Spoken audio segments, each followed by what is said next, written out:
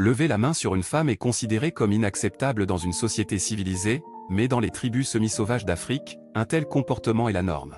De plus, les femmes sont volontairement prêtes à souffrir en passant par un étrange rituel pour obtenir un bon mari. Telles sont les lois cruelles de la tribu des Amers.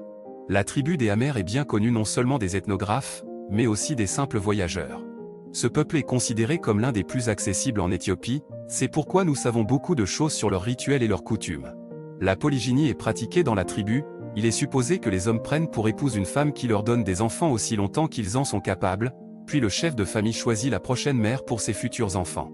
Généralement, la première élue ne perçoit pas la deuxième épouse comme une concurrente, mais comme une délivrance de la nécessité de poursuivre la lignée. Un homme est considéré prêt au mariage lorsqu'il passe par le rituel d'initiation, une étape cruciale de sa vie.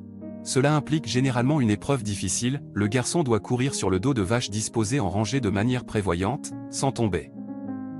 Ce tour est répété 7 fois, après quoi le héros du rituel d'initiation peut légitimement affirmer qu'il a prouvé à tous sa bravoure et son agilité. Avant la course, les futurs hommes accomplissent un autre rituel, frapper les femmes avec des bâtons. Les femmes y consentent volontairement. Elles se retirent d'abord des hommes et passent une journée et une nuit à boire du bordeil pour entrer en transe et danser autour du feu. La cérémonie implique la participation de jeunes vierges qui, en plus des premières cicatrices, auront la chance d'être choisies par l'un des hommes de la tribu pour être son épouse. Elles sont soutenues par des femmes plus âgées, dont les dosses portent depuis longtemps des scarifications, cette fois-ci la collection de mutilations s'enrichira. Il est intéressant de noter qu'une jeune fille doit participer pour la première fois à la bastonnade collective lorsque son frère atteint l'âge adulte.